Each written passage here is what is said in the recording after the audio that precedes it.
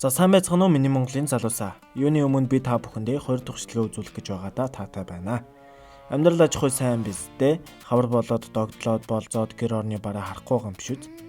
За ямар ч тач ихний бичлэгээ оруулаад л 500 өгчихсөн дагагчтай болсон байна. Бараг 2 кино театрын том заал дүр үзэгчд гэсэн үг үстэй те. Театрын ажиллаж байгаа юм чи хичээх нь ойлгомжтой окей. Намайг олон хүн бие барилгүй сул тавь гэсэн болохоор би аль болох сул тавихаар хичээлээ шүү. За тэгээ бичлэгээ дуустал нь үзээрэй. Сатурн студио. Сатурн студио үзүүлж байна. Намайг дагачин. Гэсэн бүхнийг сонсорой. Надад та бүхэн. Үзүүлэх гайхамшиг байна. Та бүхэн минь. Намайг дагачин хэн. Айлалдаа бэлэн. Америкийн зэвсэг төчний хуйгалсан 3 машин явсаар Афганистаны Кандахар гэх газарт мөн л өөрсдийнх нь тал бололтой цэргүүд дээр ирж зогсоод хоёр талыг нь ахалж байгаа бололтой хоёр нөхөр хэрэлдэж зуралдаад байсан чинь таньдгэл юм байлээ л дээ. Хажууд нь байх цэрэг "Та хоёр нэгнээ таньдаг юм уу?" гэсэн чинь "Үгүй ээ тэнгээ. Тохиолдлоор адилхан шивэстэй хүмүүс л байна. Нээрнгээсээ юу? Үгүй ээ тэнгээ. Бид хоёр төрсөн ах дүүс" гэдгийг. Тэгэхээр энэ хоёр төрсөн ах дүү заяа. Ахын зэвсэг төчний байгууллагада механик инженер л юм шиг байгаа. Дүүн ажиллагаатай явж байгаад машинд нэвтрэл гараад төв рүүгээ мэдгдсэн чинь ах нь ирж таарсан юм байна лээ. Энэ машинаа эвддэг хэдэгтээ үнэн хөөлдөө заяа. Стофлек гэдэг ийм машины тос шингэн гоожод байгаа үед нь баг зэрэгэл хийгээд нүхийг нь тагладаг юмыг одоо манахаар аржатр гэд байдэн штэ. Тэр аржатрлын дүүртэл нь хийцэн байдیں۔ Тэгээ яахав да эвдэрх нь ойлгомжтой шүү дээ. Тэгээ тэр хоёр нэг рейнжер гээд юм ярьдаг. Сонгон шалгаруулалт нь 6 сард эхэлдэг. Бид хоёр аль хэдийн хоцорсон. Тэглээч рейнжерууд хатуу чанга залуус байдаг. Би харин хөгшин штэ гэд ах нь хэлдэг. Дүүн "Үгүй ээ. Би насны ангиллыг нь харсан. Болох юм байна лээ" гэсэн чинь "Чи надаас зөвшөөрөл авах шаардлагагүй штэ. Чи болоо" гэд байдیں۔ Дүүн чааваас ахтайгаа хамт тэр рейнжер гээд байгаа юм л болохыг мөрөөддөг юм байлээ л дээ. Ах нь "Тэнэгтэй дайл да. Би тэр үед чи 18-тай байсан. Хоёулаа хамтлаг хүртэл байгуулна гэж ярьж исэн биз дээ. Тэнийг юм аа гэж эсэргүүцсэн чинь дүүн "Новш гэж бодоод үзэлтэй өгшүүн. Бид хамт рейнжер болцсон байна гэд төсөөлдөө" гэснээр ах нь "Гоё сонсогдож байна л доо. За яг чи орчвол би бас оръё" гэдэг. Тэгээд дүүн "Бид хоёулаа хамгийн шилдэг рейнжерүүд болноо ахаа" гэд инээмсэглэж байтал гинтэл хаанаас юу мэддэхгүй бөмбөгдөөд эхэлдэг. Ах нь дүүрүүгээ гүүж байгаад бөмбөгөнд өртөөд нисчихнэ. Сэрсэн чинь баруун өвдөгнийх нь баруун нүдэнд төмөрний хэлтэрхий зогсчихсон. Амьд мэд нэг ч хүн байхгүй. Тасарсан хөлгаар зогссноо дундаас дүүгээ хайгаад мөлхсөөр дүү дээрээ очиход дүүн амьсгаатай л байдیں۔ Тэгсэн чинь зүүд байсан юм байна лээ. За гол дүүрийнх нь нэрийг нь танилцуулчихъя. Ах нэгээ солиорсоор байтал үүдсчлээ. 81 нохгүй. Нэр нь 81 шүү заяа. Яг нэр нь биш л дээ, гэхдээ ингэж дуудана гэж байна би. Окей. Та нар жаахан байж байгаад угаасаа ойлгоч нөө. За тэгээд 81 маань цэргийн автобусанд явж байх ба киноны эхлэлд болдог үйл явдал зүүд биш. 2 жилийн өмнө нь болсон явдал юм билээ. Манай 81 тэр явдлаас хойш хөлөө идгээгээд арай гайгүй болгосон ч өвчин нь алга болоогүй бүрэн гүйцэд идгээгүй юм байлээ. Ер нь бол дүүн тэр ослоор ертөнцийн мөнх хүсийг үзээд 81 маань шаналаад хэцүү байсан болохоор дүүгийнхээ хүслийг биелүүлэхээр тэр рейнжер гээд байсан газарт нь ирж байгаа юм байна лээ. За байгаа газар нь энд нэг хамаагүй л дээ. Гэхдээ яг уу хэлээ. Колорадо мужид байдаг рейнжер бэлтгэдэг баазад ирж байгаа шүү, окей. Би ингэж удсан л доо. Киног зүгээр нэг товчлоод маазраад ярих биш. Дундуур нь мэдэхгүй үг хэллэг ч юм уу те. Эсвэл сонсож байсан тэгээд яг ямар утгатай юу болохыг нь яг таг сайн мэдэхгүй тийм зүйлүүд байвал тэрийг нь судлаа тайлбарлаад өгчдөг байя гэж бодлоо. Хөөрхөн л доо. Өнөөдрийн кинонд болохоор рейнжер гэдэг үг маш их орж ирлээ шүү дээ. Рейнжер гэдэг үг маань ойролцоогоор 14-өөс 15 дугаар зуунд Европт байдаг Их Британд хаадын ой болон цайд зэргийг манаад наашаа цаашаа холхиж эргүүл хийдэг хүнийг хэлдэг байжээ. Уг үг нь рейнж буюу тэнүүчлэх, хэсэх, газар нутгаар явж шалгах гэсэн утгатай юм байна лээ. Тэгж үе дамжиж явсаар одоо Англи, Австрали, Канада гэх зэрэг англи хэлтэй орнуудад ерөнхий утгаараа эргүүл, байгаль хамгаалагч, хил хамгаалагч, үндэсний паркийн ажилтан гэх зэрэг утгатай байдаг ба хамгийн гоё нь Америк улсын зэвсэг төчний элитүүд буюу маш өндөр бэлтгэгдсэн оюун ухаан, ой санамж, бие биялдар, тэсвэр төвчээр гэд 9 шидэн бүрдсэн нууц ажиллагаа явуулдаг сор болсон цэргүүд байдаг юм байна лээ. Тэр нь мэдээж манай кинонд гарч байгаа шүү дээ. За тэгээд эрэгт нь рейнжерийн шалгаруулалтад орж байгаа хүмүүсийг бүгдийнх нь хувийн хувцас хэрэгсэл, утас, цүнхтэй эзүүл, нэр хувийн дугаарыг нь хүртэл хураагаад авчдаг. Бас энд нэрээр нь дуудахгүй тарааж оноож өгсөн хувийн дугаараар нь дуудаж харьцах юм байна лээ. Манай хүний материалыг нь үзчихэд what the fuck 4 удаа хүсэлт гаргаж байсан. Дандаа эрүүл мэндээр хасагдсан юм байна. Дараа жил ирсэн бол насны хязгаараар хасагдах байж дээ гэдгийг. Чамд 81 дугаарыг өглөө. E6 цолтой учраас тасгийн дараагаар томиллоо гэдэг. E6 гэдэг нь монголоор бол ахлагч буюу 3 суман зураастай гэсэн үг. Тасгийн дараагаар томилсон чинь би тийм зүйл болохгүй хэрэггүй гэсэн чинь нөгөөх нь гайхаад үлднэ. За тэгээд нээлттэй ажиллагаа гэж сүр юмээр адил бид бол жадны үзүр Америкийн шилдэг мэлдэг гэсний араас 7 хоног бүр сонгон шалгаруулалт явагдана. 7 хоног бүр тэнцэж чадаагүйг нь хаснаа. Эцэст нь бидний бодит мэд дүүр алган хийсэн үхлийн марш нэртэй ажиллагаанд 24 цагийн үүрэг гүйцэтгээд рейнжер гэх логонд амьд мэнд ирвэл та бүгдийн сонгон шалгаруулалт дуусаж жинхэнэ рейнжер болно гэдгийг. Рейнжер болвол нэр хувийн дугаарыг нь буцааж өгөөд тооны хооронд энэ бичгийг нааж өгснөөр рейнжер болд юм байна лээ. За тэгээ бэлтгэлдээ орж би эрүүгээ амраая да.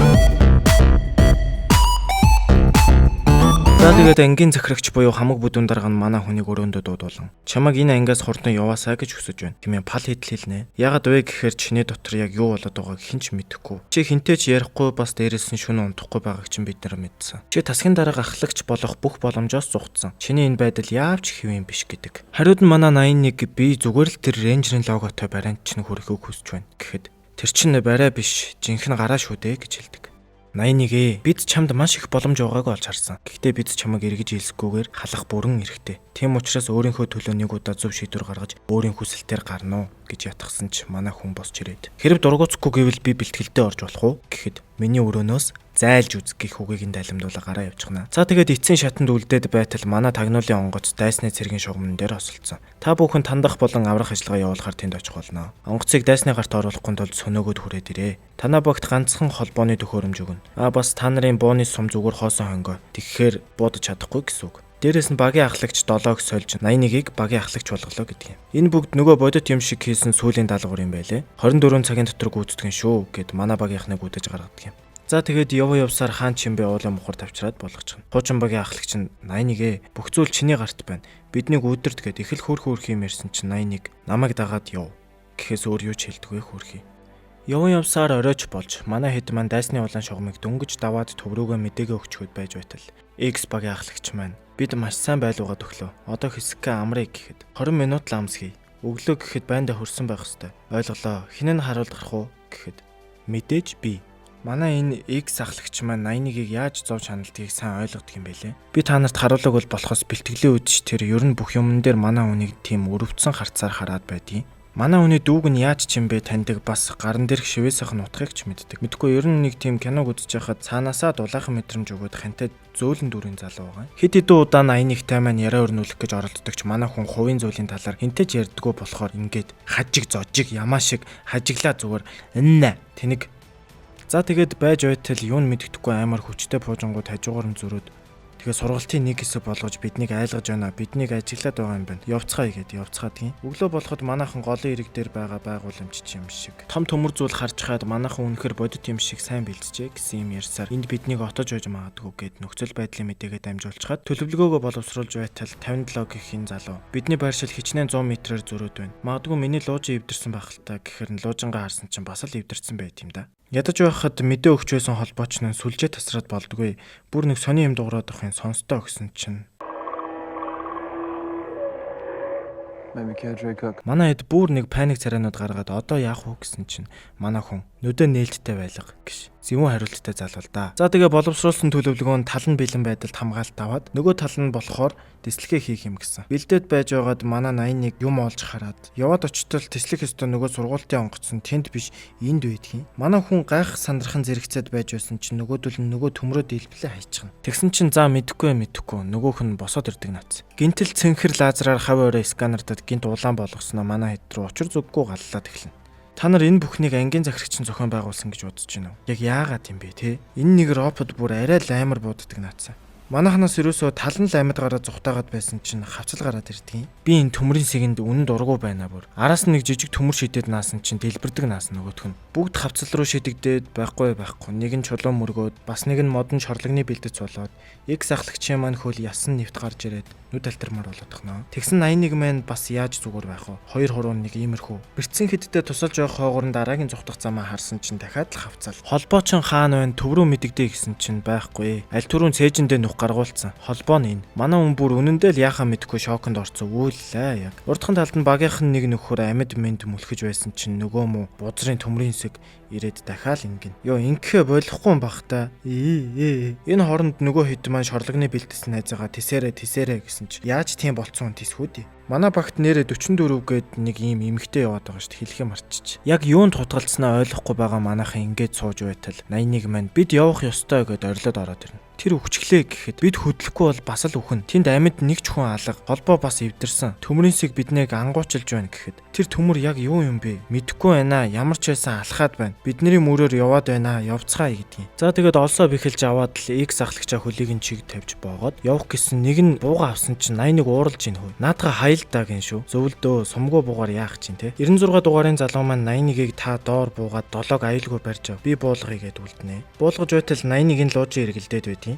Төмрийнсийг ойртоход соронзон долгио үсээд луужийн эргэлдээд байгааг одоо л нэг ойлгоно. 96 агаарт цацагдах нь ойлгомжтой шүү. Биеийн дээд хэсэг үсрээд ирдэг. Балер сэгч нь сканердаад гайгүй өнгөрлөөдөө гэсэн чинь 7-гийн ажиллагаагүй болсон хөл нь яг орж таараад. Манай хэд гүүгээд нэмэргүй наац. Нөгөө бөөрийнхий бөмбөгөө хайр нааргүй шидэн шүү дээ. Ямар ч байсан нисдэггүй юм шиг байгаа. Манайхан маань нэлээд тасраад уулан дээр гарч ирээд шин зэвсгийн туршилтуу яг юу вэ гэд одоо хүртэл итгэж өгөхгүй харагдана. Яг биднийг туршилтад ашиглаж байна. Ямар муухай шивэр ханхлуулсан новшнууд вэ? Үгүй ээ. Орос эсвэл хятад байх. Манайхан ингэх ёсгүй гэсэн чинь. Оросд ийм юм хийх төсөв байхгүй. Хятад харин манай улсынхныг дөөрэлгэж л хийдэг. Гэл өстө амар мэтгэлцээ заяа. 81 X ахлагчийнхаа хөлн дахиад бүр амар болцсон байгааг хараад мэдээ алдуулагч хийгээд ясаг нь эвлүүлж боох гэсэн чинь мэдээ алдуулагч байхгүй бүгд хагарцсан гэхийг сонссон 7. Зүгээр л хийгээд орох гэсэн чинь ухаан алдаад сэрхээ байчихна. Тэгээд 81 маань 57-гийн зүв байжээ. Тэр газар бидний очих ёстой газар биш байсан. Тэр төмрийнсийг ямар нэг соронзон долгионтой. Ойртохоор бидний луужинд ямар нэг новшийн зүйл болдог гэж бусдаа хэлэх болно. Баруун зүг рүү 8 км-т нэг бааз байх ёстой. Бид тийшээ явах хэрэгтэй. Эмнэлгийн хэрэгслээс бусдыг нь хай хинт ч хэрэггүй гэсэн чинь 15 гээд энэ залуу уурлаад. Солиотой юм уу? Рейнжер гэж байхгүй.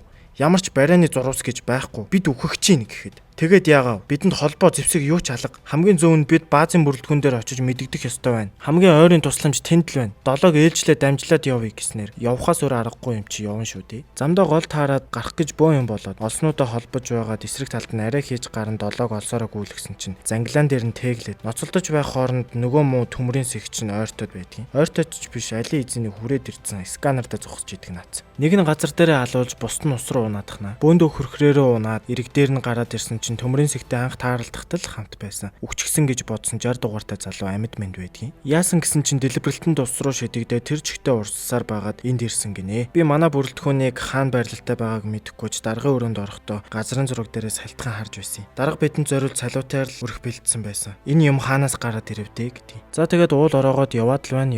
Явж байтал замд нь өнөөх даргынх нь бэлдсэн салууттай өрхөнд тааралдаад манай эд ойртож байгаагаа мэдээд цаашаа явна. Ийм өрх 3 давхар байгаа юм гинэ. Эхнийх нь өнгөрч байгаа нь. Явсаар өнөөх бүрэлдэхүүн дээр иртэл яасан мэддэхгүй бүгд өгсөн. Барилга байгууламж амьд хүн нэгч байдгүй. Төмрийн сэхийг хардсан ч тэр дандаа бидний ардаас явж байсан шүү дээ. Боломжгүй гэд. Бүр цөхрөлтөө хурж байгаа маа. 81 мэн өнөө ухааны хүн заяа. Энэ төмрийн сэг нисдэг байж таарлаа. Маш хурдан. Бид 6500 метрийн өндөрт байгаа учраас тэр уул мөргөж унаад бүрэлдэхүүн дээр осолцсон. Тэгээ 8 км шидэгдэж бидний анх таарсан газар шидэгдэж очисон юм байна. Бид тэндээс ирсэн гэхээр тэр тэндээс ирсэн гэд харсан чинь нэр уул сэт мөргөцсөн байдаг нас. Энэ 15 бүр ам нь болохгүй. Тэр новш уул сэт мөргөчөө дараа нь зүгээр босоод алхсан гэх гээд байна уу гэж наадын. Гэхдээ үнэн л дээ уулыг тийм болгосон байж өөрөө зөв зүгээр байна гэхээр жаахан логикгүй юм л да тий. 60 дугаартай залуу бид хоолндоо орж байхад зурагтаар нааса мэдэгдэл хийж байсан мэт. Би лав тэр зүйл гэдэгт итгэлтэй байна гэдэг. Ямар ч тач манай гаригийнх биш гэдг нь тодорхой гэж Найны хэлнэ. Гинтэл байна уу?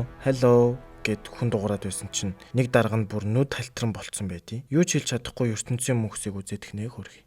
81 маань за явцгаая гэсэнд нөгөө 15 ч уурлаад бидэнд 1 минут хэрэгтэй. Багийн ихэнх тал нь үхсэн. Энд бүрэлдэхүүн чалга. Тийм болохоор 1 минут хэрэгтэй. Чамаас ялгаатай нь бид бол хүн. Бид сэтгэл хөдлөлттэй гэд үйлээд. Чи мөнгөн медаль авсан баатар хүн. Хүн болгон чам шиг баатар биш гэд манай хүний эмзэг сэдвийг нь хөндөөдөх нөө. 81 уурлаад би баатар биш. Би дүүгээ аварч чадаагүй. Би өөрөө имлэгц ирсэн гэд гомдоод. Тэгсэн ч багийн ахлагч учраас сэтгэл хөдлөлөө барьж та бүхнийг яаж ханалж байгааг мэдэж байна. Гэхдээ хамгийн гол нь бид одоо эндээс тэр машиныг унаад бааз руугаа явах хэрэгтэй байна. Энэ төмрийн сэгийг ирж байна гэдэг мэдийг дамжуулах хэрэгтэй байна штэ гэдэг. Ядаж байхад ярг ихчээр нөгөө машин юмн дээр тэнхэлгээрээ тэгнээд бензин хазгаа болохоор асаж өгөхгүй байтал нөгөө мөх ирүүлж 15 чинь бас ийм машины механик байсан гинэ. Ариуч нэг массаж аваад хажуу тал руу татсаар байж гарахтал урт хайрцагнаас нь амттан ундаа гарч ирээд бөөм баяроо. Тэгэд явах гэж байтал нөгөө дохооны буугаар өрөх хийсэн газарт гай болсон төмрийн сэг нь ороод ирдэг. Сандралдаад байж байтал 2 дахь өрхөнд ороод яарад явах гэсэн нөгөө муу 15 тэнэг чинь бууны сум авах гэж гүгээд очих гэсээр байтал нөгөөх нь хүрээд ирлгүүд. Цээжнийхээ дунд томоос том нүхтэй болоод үлдэж байгаа. Яг гоо бас хэдэн сум төхүүлээд өгчөж л байгаа юм л да. Нөгөө явган гүйцэхгүй байсан сэг чинь машинтай давхиад байхад бараг гүйцэхнэ. Манай яасан ч язтай. Машиныг нь цүн буудаад байхад л амьд байгаад байгаа юм да. Арайчуу зайгаа авсан чинь энэ нэг сэг бүр ёо. За жинхнээсээ салжглаа гэсэн чинь али эзэнэ хавцлын дээрээс харж идэг наацсан. Би хараал хэлмээр санагдаад биш. Урд нь өсөрч гарч ирэнгүүтээ Годзиллагийн скиллийг зээлц юм уу гэмээр түргэж мөргөд. Араас нь бүр тажигнтал гүйж идэг нас.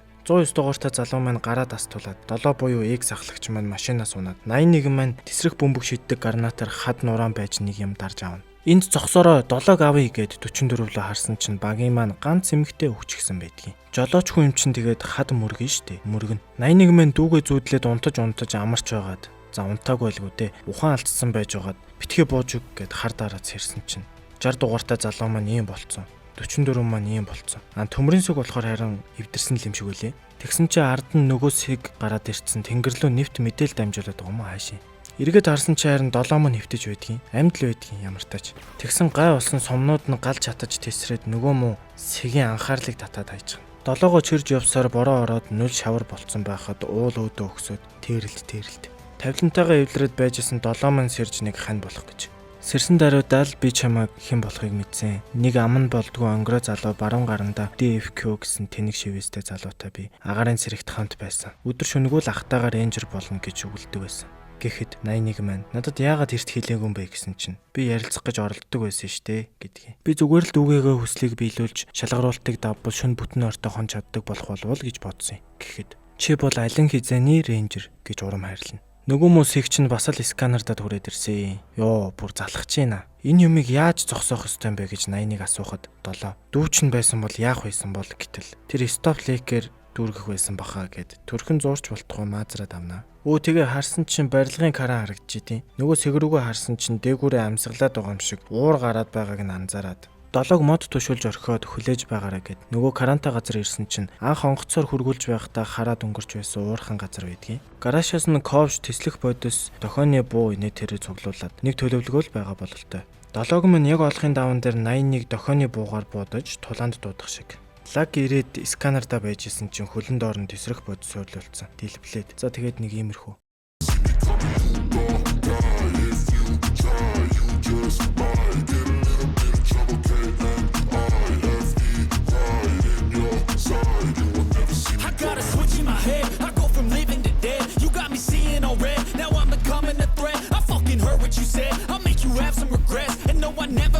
Эцэстэн дээлхэн чи мөрөөрөө өгчихгүй нөгөө дэлбэрдэг бөмбөгнүүд нь унж ирээд мангар том дэлбэрэлт болно.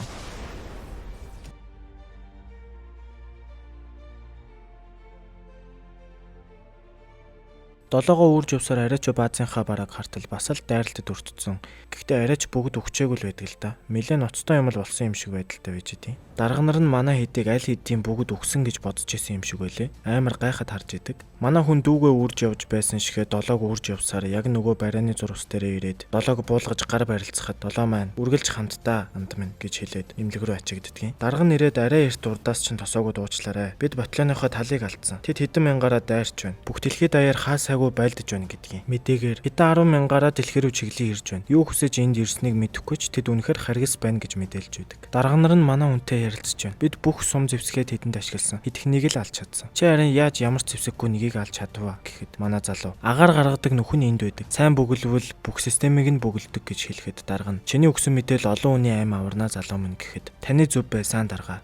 Би бэлэн биш байсан. Одоо бол бэлэн гэж рейнжер тэмдэгэ өгөн рейнжерийн хороонд тавтам орл. Дүү чин чамар бахархах байсан шүү. Хорооныхон бүгд чамайг ярьцгааж байна лээ. Очиж тэдэнд урмын үг хайрлаач гэхэд залуу маань та нарын яг юу мэдэрч байгааг би мэдэж байна. Шаналж, ядарч, айж байгаа. Гэхдээ бид рейнжерүүд бид нэгнийхээ төлөө тулалдаж мөн хизээч гэртээ эргэж ирж чадаагүй хүмүүсийн төлөө тулалддаг. Бид ухардаггүй, хугардаггүй, бууж өгдөггүй. Урагшаа рейнжерүүд минь гэж хэлснээр өнөөдөр энэ хүү вар машин гих гайхалтай кино маань дуусч байна. Дараагийн бичлэгээрээ уулзлаа. Түр баяртай. Өдрийг гайхамшигтай өнгөрүүлээрэй. Сатурн студио. Гэсэн бүхнийг сонсорой надад та бүхэн үзүүлэх гайхамшиг байна та бүхэн минь намайг дагаад шинхэн аялалдаа бэлэн наша хүрээ Сатурн та байхад алдахгүй шүү хөгшөн тэнэг юм үзэж байхаар наша суугаад намайг үзэлдэ надтай байхад төлөө уйдахгүй шүү